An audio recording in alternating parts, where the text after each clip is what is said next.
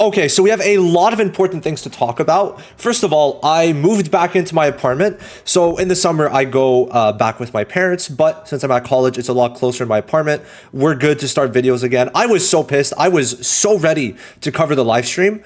It was at 8. I was gone from my house at 7, so I literally couldn't. I was gone all day. But we're back. We're going to be talking about Phoebe, and I want to get into the nitty gritty. Now, from this point forward, I'm going to make an update video for P5X. I should be very able and apt to making close to daily videos on P5X. Not abandoning y'all. I actually really love this game. So starting with Phoebe, there's a lot of important tidbits that contribute to me saying I don't think you should summon for her, at least not right now.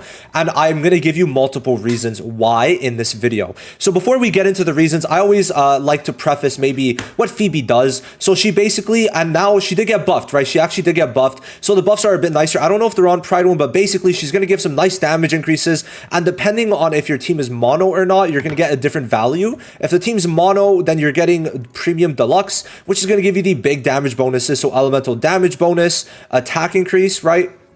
I think in other places. So there's going to be a lot. And for an SSR, as a navigator, she's going to give higher stats because for, or I should say for 4 stars, guys, I don't know how to take it out, right? I want to take out the ad blocker. I take out the one on Opera. I take out the ones that I have in, and it doesn't work. So I wish I could give Pride 1 money, but I can't.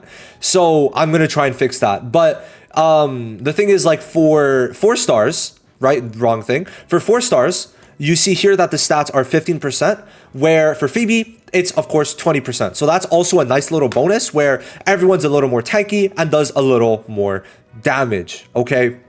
And then, of course, there's like a permanent elemental damage increase. So in terms of damage, she's able to do a lot, right? She is able to do a lot. And then at a 3, you know, if you're able to get that long term with standard, that's great. However, let's get into a couple of things. Number one, she's going to be on standard pretty sure in February, right? September, October, November, December, January, February. That's 6 months. So she's going to be there probably end February. So that's number one. And like to really get these dupes that are going to help her out, that's going to take a little bit to even be able to maybe get them. So keep that in mind. Now, I don't think that's the biggest thing. If anything, people are going to see that as higher value for her. Of course, the buff was nice. Not anything crazy. Like it doesn't change her kit, but added values does make it so it's more long-term. But I just don't think it's that worth it. And I'm going to give you my 2 main reasons. Now, number one, we're going to get into this in another video, but it's basically that you're going to be able to get a navigator for free very soon, and should be in 2.0, right? She's going to be in the 2.1 banners. However, in 2.0, beginning September, which is very soon, we're going to be getting Rico, as she is just part of the main cast, to where you're going to have, right, a navigator present. That's definitely better than our free navigators being these 2 right now. So Rico is going to be definitely a step up to where I think you could definitely get by with just Rico, okay? One team that's maybe more lacking, you could have Rico in, and then one team that has maybe a better built like rest of the team, you could put one of the other 4 stars, either Miyu or Kaio. So keep that in mind that she's going to be free. So you're going to get a free navigator that is overall quite good. And then if you're summoning on the summer banners, even better, because then in 2.1, she's going to be unfeatured, or she's going to be featured as a 4-star, I should say. And then you're going to be able to get some dupes, which aren't super crazy.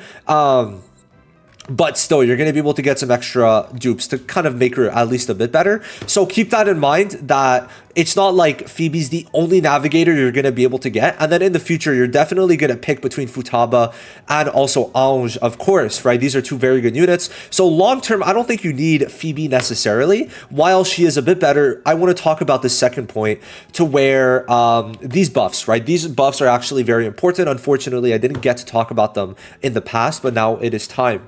So basically, what we have to keep in mind is the characters in the JP Western version are given buffs according to the following policy based on their initial release in the earlier CN Asia versions to reduce power gaps between characters, to encourage more diverse party strategies, and to improve overall gameplay experience. Now, what this kind of alludes to is that if we're able to get less units, because obviously standard is not going to be there, then at least the units we can get will be more valuable. That's basically my thoughts on it, how they want to kind of frame it. In line with the policy, some characters will be further adjusted from their latest versions in the CN Asia versions before release being added to the JP Western versions.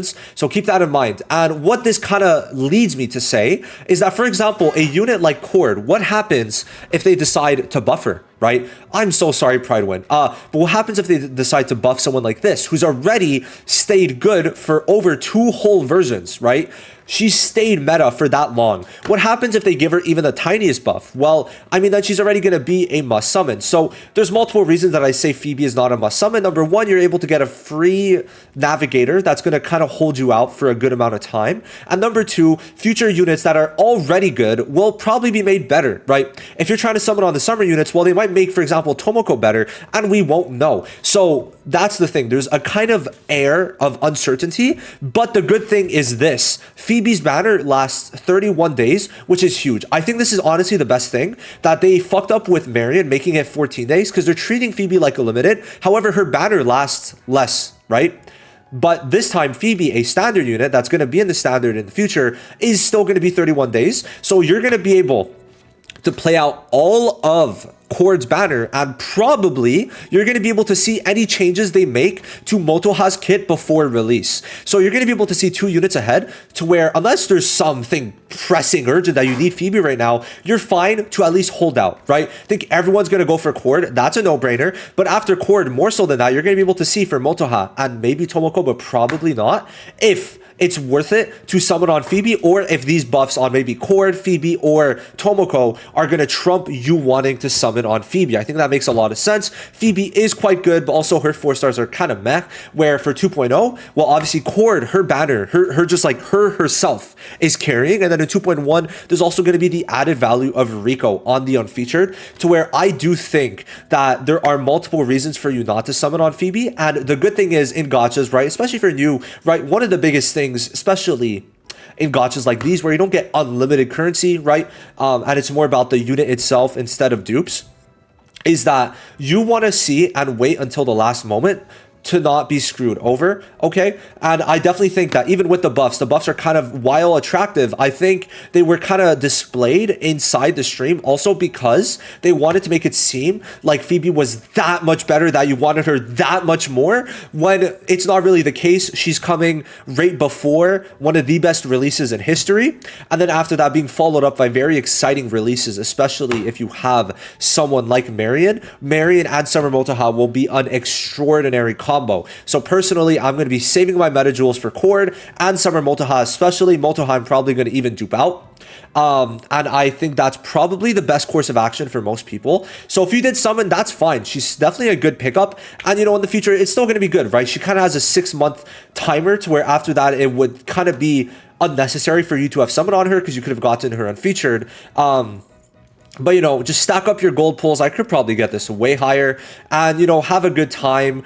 And I definitely think it's going to just be that. I don't think you need to summon for Phoebe, right? So much coming up, so much good stuff that kind of says you don't need to summon. That's basically it. Let me know what you think. Did you summon? Are you not summoning? Are you going to wait because there's 31 days? Let me know. See you in the next one. Bye-bye.